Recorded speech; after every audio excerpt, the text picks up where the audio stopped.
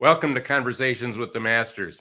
You know, there are good leaders and there are great leaders, but there are very few that I would call extraordinary leaders. Extraordinary leaders, they think bigger than everyone else.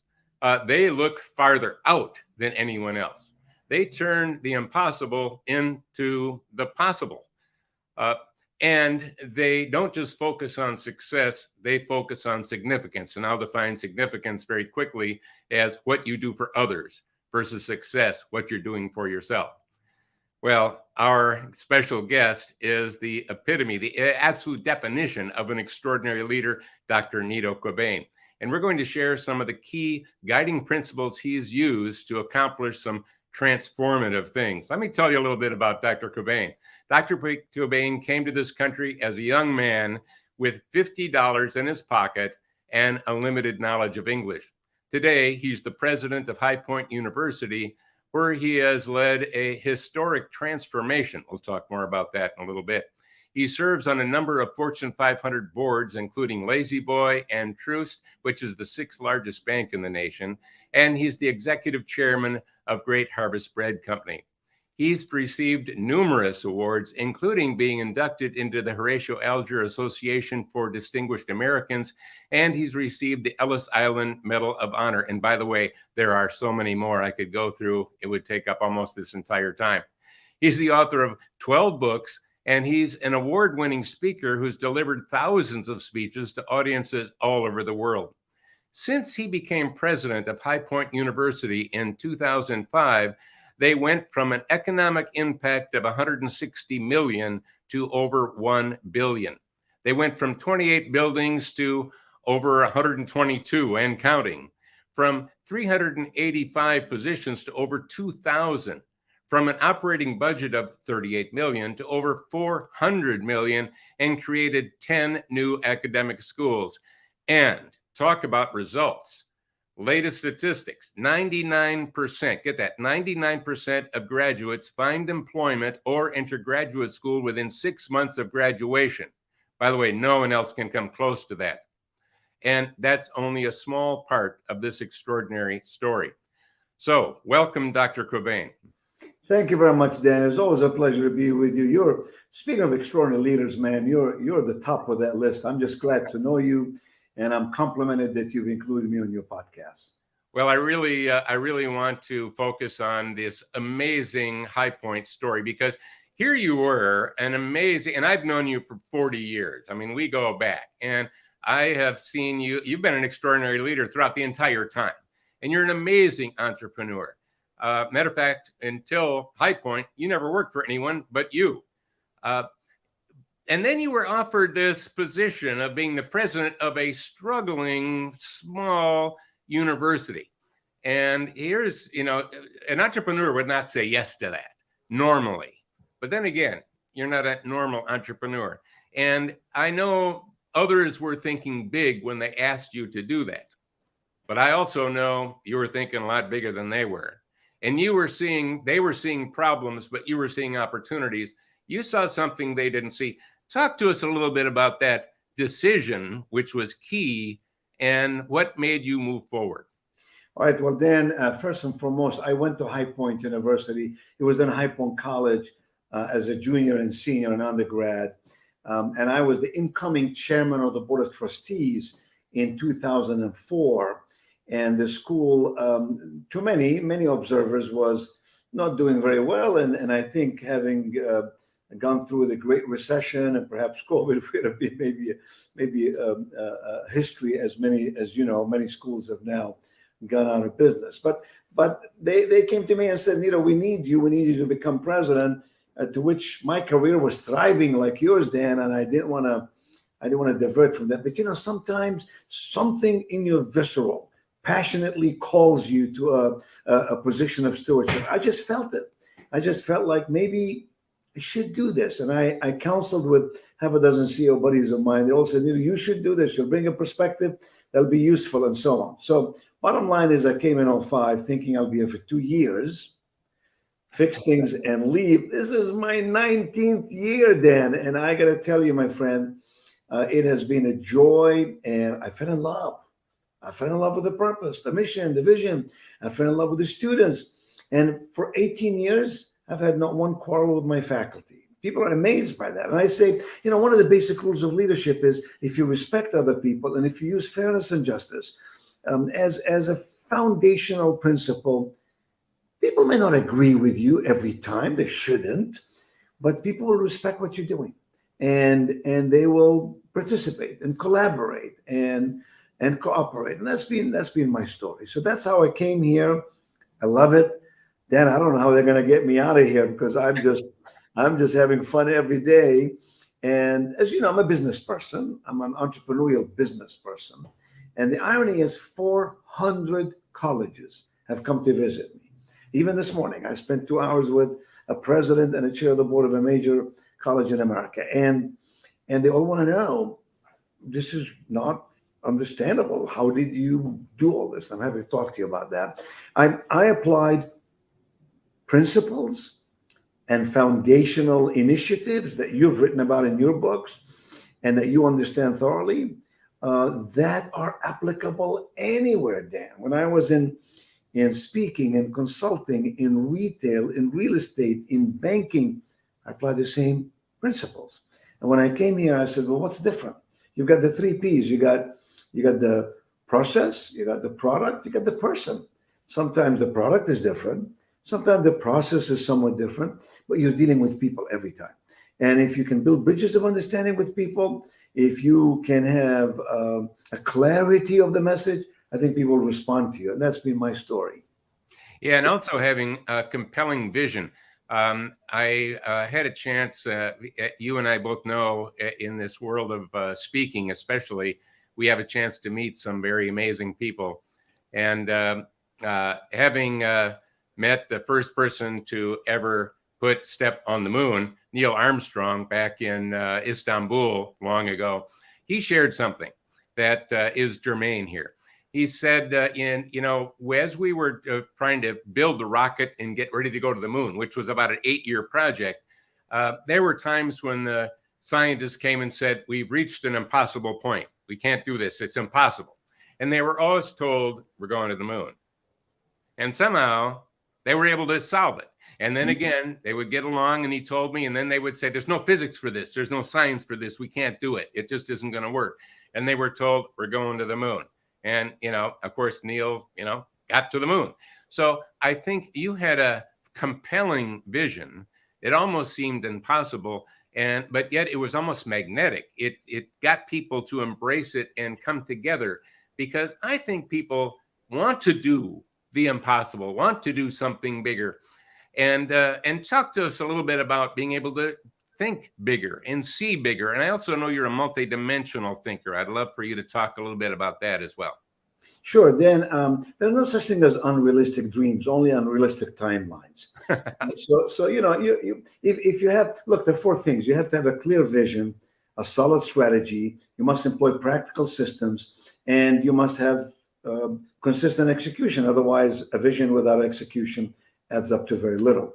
And so for me, it was about, what business are we in? We are in the business of planting seeds of greatness in the minds, hearts, and souls of our students. We are in the business of preparing our students for the world as it is going to be. We are in the business of making sure that life skills are at the very heart of who we are, all we stand for. We must equip our graduates with the tools, the skills, the experience, the wisdom that they can apply to any industry, any business, any nonprofit, any endeavor in which they choose to participate. And so how do you do that? You create an ecosystem that really penetrates all levels of the university. In the academic side, of course, in the classroom, faculty have to buy into it, and they have to apply experiential learning in ways that people can understand and therefore can apply. And our faculty are second to none. I'm going to tell you, stellar faculty. They got it. They are participative in the process. They're collaborative, and it's been a joy for me to partner with them. And then, of course, you've got to make sure that outside the classroom, you have this input that creates a zone in which, through which, by which students, people choose to grow, choose to become better. And so what I've done is I brought about 50 people to campus the founder of Netflix, the founder of Apple Computer, the CEO of Domino's Pizza, the chairman of the board of AT&T. You get the idea. And many, many of them will come here regularly and speak to our students. So you have the academic protocol, and I call that the Mona Lisa. And then you've got the frame around the Mona Lisa, which is the practical, pragmatic, applicable knowledge that you must have in life if you're going to succeed. Those two make a magical combination. And I think also then what's become is that our vision is very clear. We've explained to parents and students who we are. We're first and foremost a God family country school. We believe that one should stand for something lest you fall for anything. And we also believe that, learning to get along in life, to create something of value, to market it adequately and fairly, to provide appreciated value, not just value, appreciated value to those whom you choose to serve. All that combines together for a product, a process that people want to be a part of. And so that's what's happened at High Point. We went from 1,400 students to 6,000. Meanwhile, we ran through the Great Recession and we went through COVID. We stayed open, by the way, through COVID. I asked the parents, what do you want me to teach your children? To go hide every time there's a bit of adversity in life, or to know how to deal with it? And we took all the precautions. We were very responsible, very responsive, invested a lot of money to make it possible. And parents acknowledged it, loved it, and rewarded it for it. Now, as how do you think sort of, multidimensionally? I think maybe, and this is, I can't prove this, but I think most people think sort of horizontally. I've learned to think vertically and diagonally. And what that means is that every thought must be interrelational with other elements that enter your zone.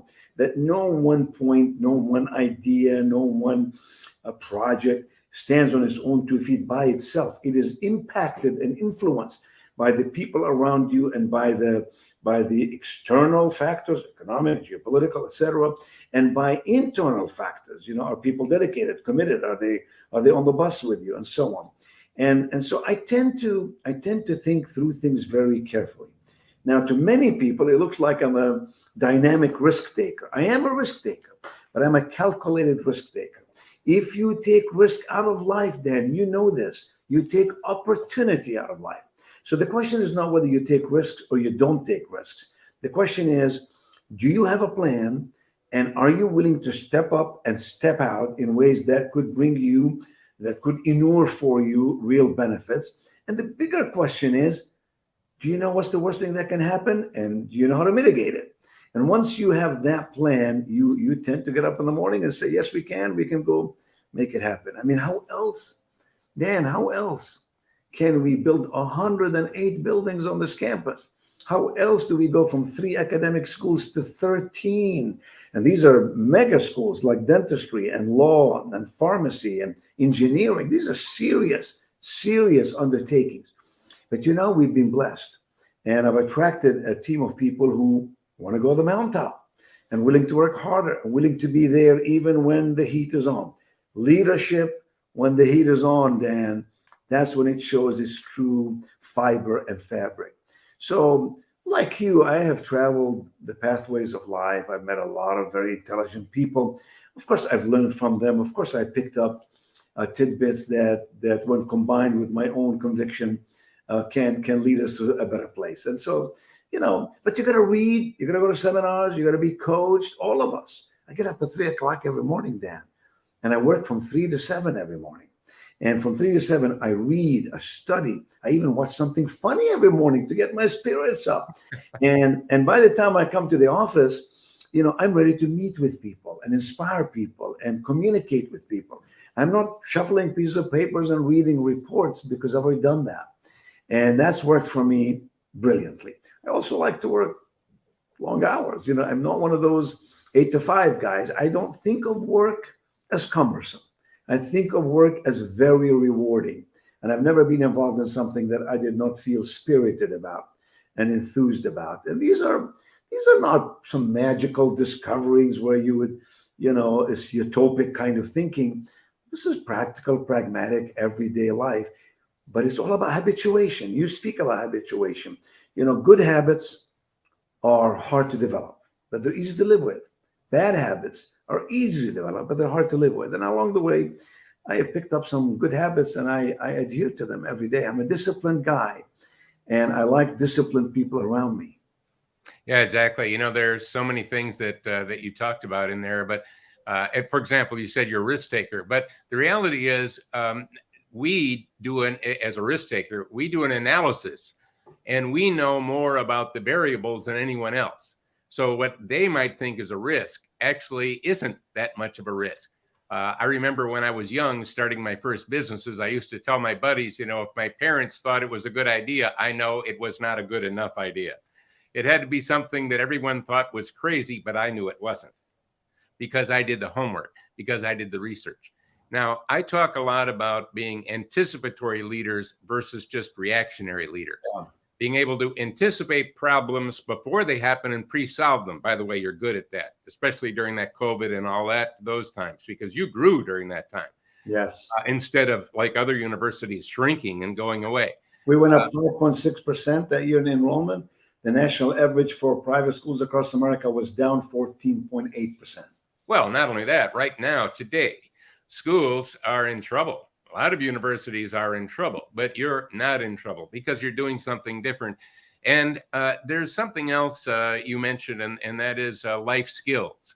You realized early that, and I think it's because of your amazing background, that it's not just about academics, and it's not just about technology, and it's not just about building a new school. It's housed with students, and they need to be prepared. So you're the premier life skills university, which I believe is amazingly powerful. And if any of those visiting presidents from other universities would pay attention, they'd realize that's one of the secret ingredients. And one other one I'll throw out and then let you talk to it, and that is everywhere around campus, there are signs, choose to be extraordinary. And that is not just a slogan. That is something, because what we realize is that extraordinary people, some of them are born extraordinary, Michelangelo or whatever, but most extraordinary people didn't start out that way.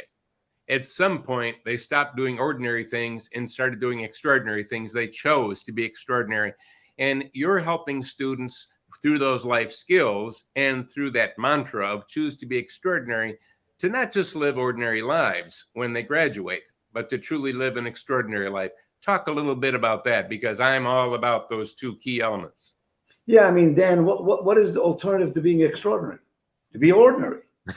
And to be ordinary, you're swimming in an ocean of sameness. And you're not going to get rewarded for that in a world that is ever competitive, globally so, ever changing, dramatically so.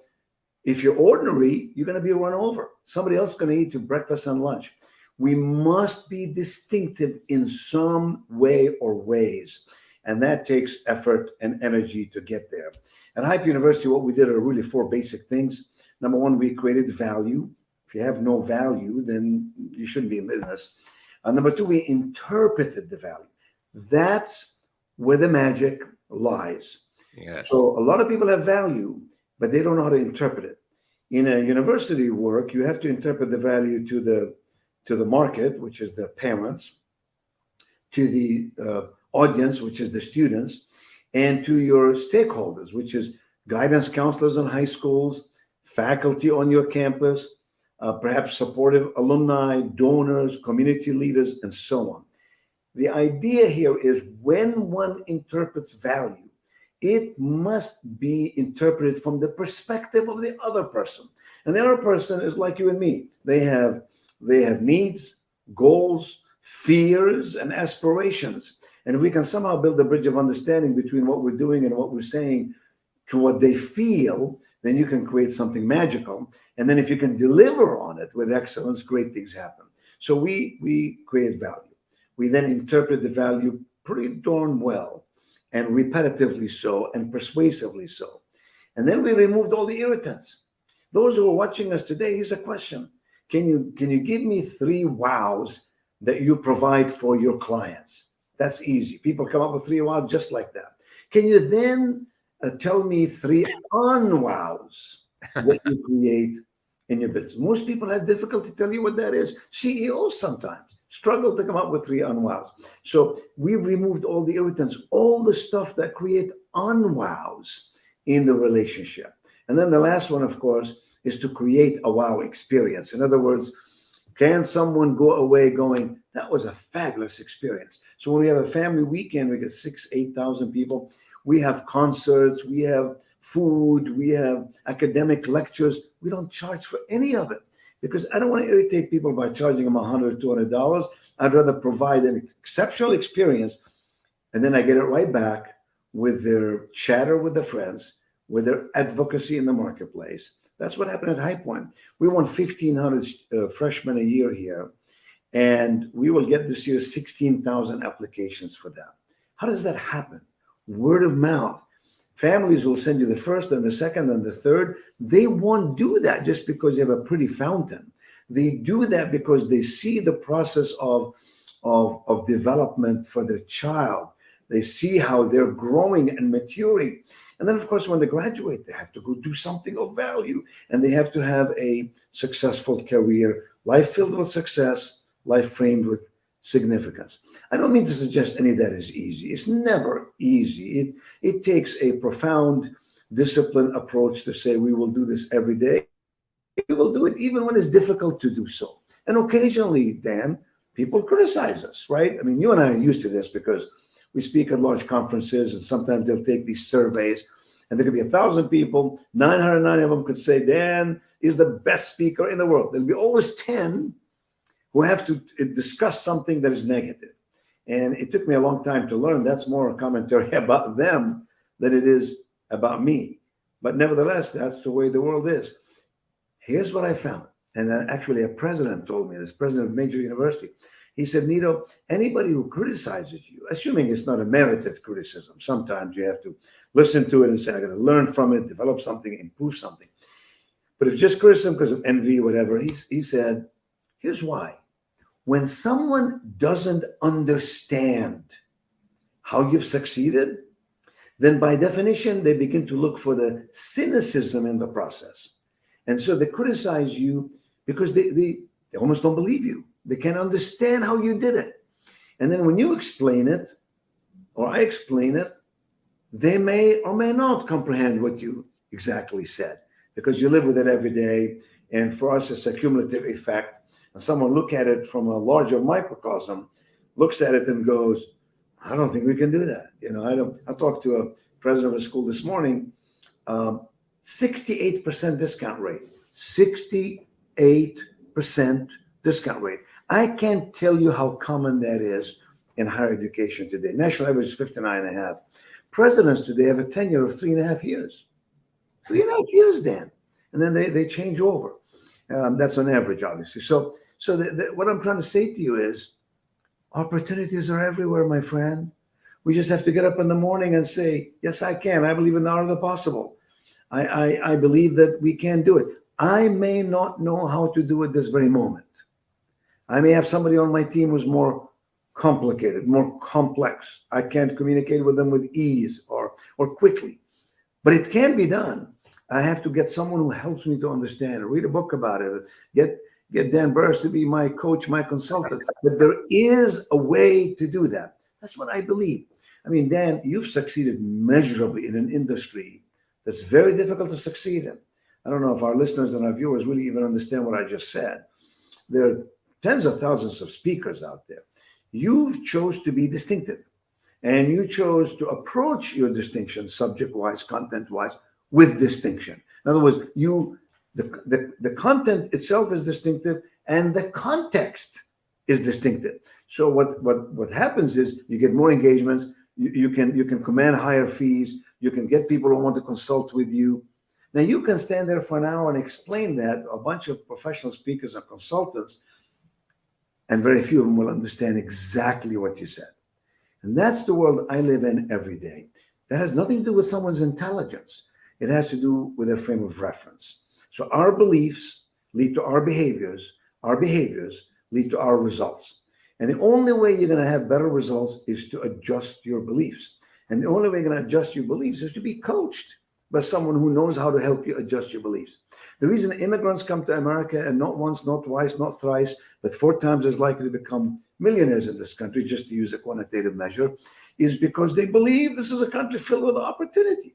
They believe the American dream is alive and well. And I did a show the other day, Dan, with Squawk Box, CNBC. And the guy took me on, debated me about the American dream is dead. He said, what are you talking about? I said, well, it depends how you define it. I define it as the achievement of your own goals. Therefore, internationally, you can take the word American out and enter another word in, whatever country you're from, and it's available. It's available. It's about the accomplishment of your own goals. It's not about having a big house and a Rolls Royce. And by the way, if that were not true, how do you explain to a student who goes to college, spends 4, 5, 6 years to become a teacher? Become a teacher. You know a lot about that. And they know they're going to be overworked and underpaid. They're going to be a third-grade teacher.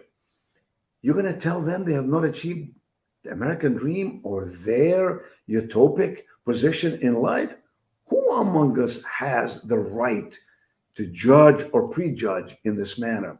The truth is, that's their American dream. To the entrepreneur, maybe being very successful. To somebody else, they may be working in a nonprofit and being a steward and disciple of making the world a better place. Forgive me, but when I talk about success, I always say, what is success? I mean, how do you define winning in your world? What is success? If you ask an entrepreneur, he might say, making a lot of money. If you ask Ted Turner, who founded CNN, he would say, it's building a media empire. If you ask Hank Aaron, he'd say, it's beating the record of Babe Ruth, of course. If you ask Albert Einstein, he'll say, it's unraveling the secrets of the universe. But if you could have asked Mother Teresa, I think she would have said, it's feeding the hungry and clothing the poor in the back alleys of Calcutta, in the back alleys of every small town, big town, in every continent around the world. Who among us can define success for another? None of us. We have to understand that we do our best when we're passionate about what we do. I am passionate about this work. And you would argue, because you know my world, you would argue that I perhaps suffered economically by becoming a university president versus doing what I've done all these years. But on the other hand, I have enriched my soul in ways that I cannot define by any calculated definition of legal tender. And so when someone has passion, and when someone believes in what they do, and when they have the capacity to explain it with clarity. Oh, Dan, clarity is one of the greatest gifts any one of us can have. When we have clarity and describe it forth, amazing things happen. When I say to parents, we're God Family Country School with a premier life skills university, let me tell you what this means. They walk away saying, wow, I understand now. That doesn't mean all of them agree with me. That doesn't mean all of them evaluate what I said in the way I might evaluate it. But we're clear on this. If that bothers you, I don't want you coming to this school. I want you to be happy. And so, but for me in my life, as I know, because I've known you a long time, as it is for you in your life, that works. And it works repetitively, and it works pretty successfully. Well, when you were defining success before, you gave a perfect example with Mother Teresa and the other examples you gave of a clear and distinct difference that I think separates a extraordinary leader like yourself and an extraordinary university and the students you're trying to create. And that is, success is always focused on you. How many awards you have, how many of this you've done, how much money you make. And if it's an organization, whether it's university or a business, it's your growth and all of those. And those things are important. However, significance is your focus on what you're doing for others. And Mother Teresa example you gave is what we're doing for others. The other examples you gave were success, what you're doing for yourself. And again, what I find is if you're focused on elevating your significance, in other words, your impact on others, you'll find yourself very successful. In other words, instead of success being the goal, if significance is the goal, you'll end up more successful. And I believe that's been a core to you. and it's been a core to what you've been able to do as an extraordinary leader. Hey, Dan, that's a beautiful definition of those two words. That's beautiful. That is so clear, so easy to understand. Nobody can say, I don't know what you just said. What you've just said is that the value of our existence on this earth will be defined not by the accumulation of physical achievements or of acknowledgments of one sort or another, but rather it would be defined by who we've influenced and how we've impacted the world. And influence and impact are two beautiful words in the English language. As you know, I've committed 1/3 of my life to earning, 1/3 of my life to learning, 1/3 of my life to serving. And honestly, the serving part is the one I love the most. The learning part comes next. The earning part is just one of those necessities that we have to do to exist on earth. But you're a man who oozes with wisdom, and you have I've seen you take the most complicated of topics and be able to dissect it and relate it in a way that goes way beyond communicating ideas, but rather connecting them to the audience who's listening to you. That is a gift of the highest order. I believe that school is never a pro, and I try to learn every single day. I also believe, Dan, that we should always have a degree of discomfort, that a person who is comfortable all the time may start sliding, that we should have a degree of discomfort. I say to my friends, I am not an optimist. People think I am because I've written all these books and so on. I say, I'm a paranoid optimist. I always have a degree of paranoia. So I've succeeded for 18 years here being a partner with faculty and staff and growing this university. But I got to tell you, I always have some paranoia about the next year. And that gives me the impetus to move onwards, to learn more, to dissect more, to analyze more, to connect ideas more intentionally, if you will. And then your life becomes congruent in many, many ways, because, life is all about balance. We all know that. It's about making sure you're spiritually, physically, economically, intellectually, familially balanced. And when we have that, man, we've got the tiger by the tail. Absolutely. We've been talking about the university a lot, and everything that you're sharing, I just want to make sure everyone is listening here is completely transferable to an organization or a government. Everything that we have talked about. So even though we're talking about, remember, does educators have customers? Well, yes. Do they need to market? Do they need to sell? The answer is yes, yes, yes, yes, yes. And I always thought, as a matter of fact, in my 1993 book, Technotrends, I talked about how it's sad that the School of Business and the School of Education are disconnected. Yeah. Because the educators need to know more about business, and the business people need to know more about education. And somehow we become separated. But you, again, talked about an ecosystem where you bring them together. And, we live in a technical world, but we live in a human world. And I think that's another distinction that you've come up with, as you understand it is still going to be about people, regardless of what AI and Chat GPT and all these other things are doing. It's a human world, and it's about relationships, and there are good and bad relationships, and good ones are based on trust. And you have done, as an extraordinary leader, an amazing job of elevating trust everywhere you go. And I think trust is another thing that's been a key ingredient of you as an extraordinary leader. Talk a little bit about how you brought trust when you, in 2005, I'll bet there was not high levels of trust within the organization, meaning the university. I mean, there was areas, but talk about what you did with that.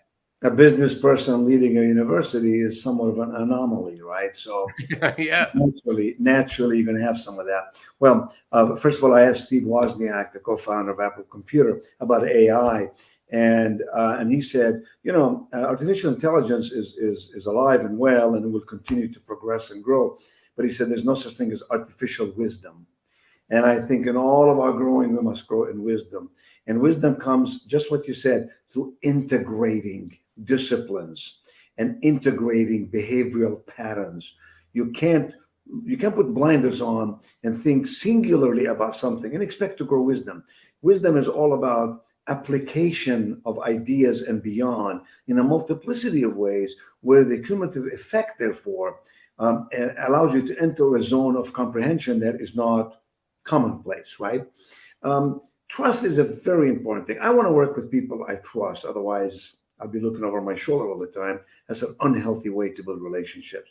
So the way I've attempted to build trust here, and as you know, I've been consultant to corporations for years. I still do some consulting. I still speak at large organizations. You're so right when you say these fundamentals apply everywhere: nonprofit, profit, government, private sector, because we are dealing with people.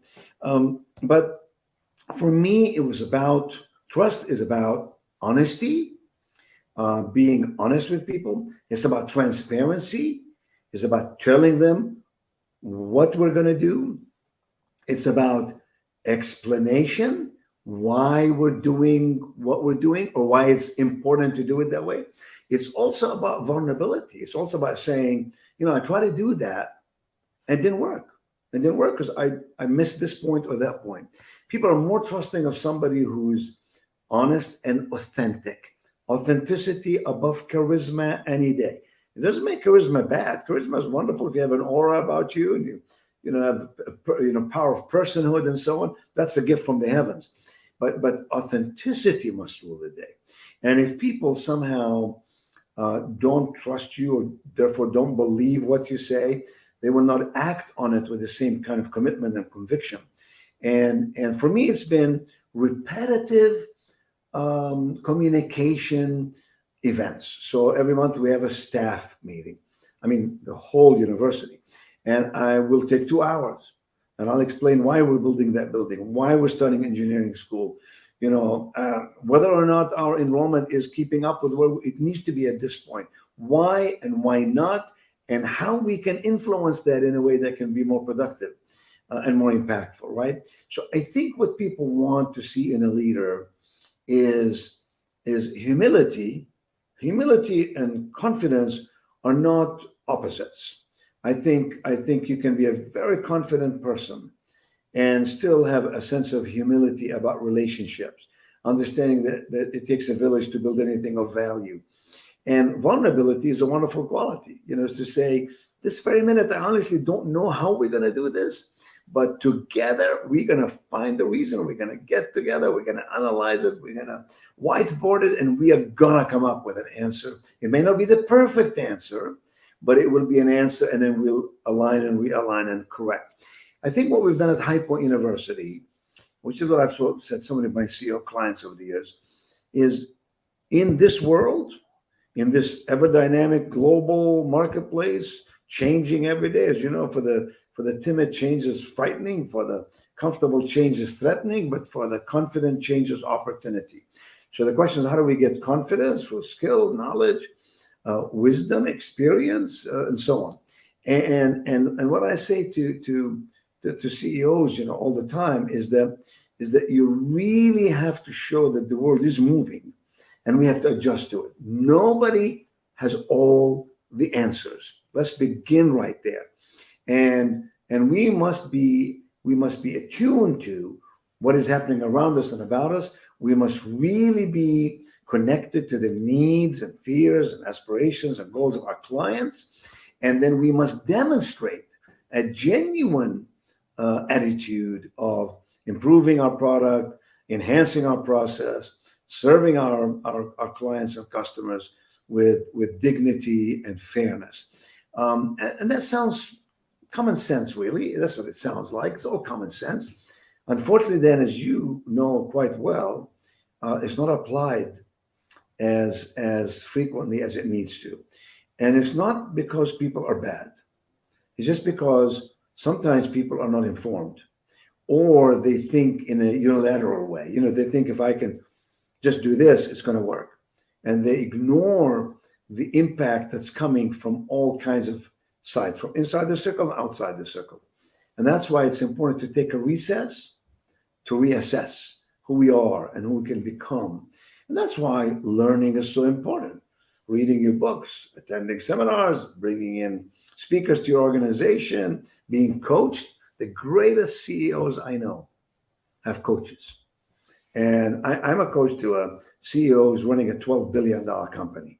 And you say, but this guy knows all the answers to all the questions. Maybe, but by conversing with another person they trust, stuff emerges. Stuff's become, more clear. And therefore you can commit to initiatives that otherwise you might not.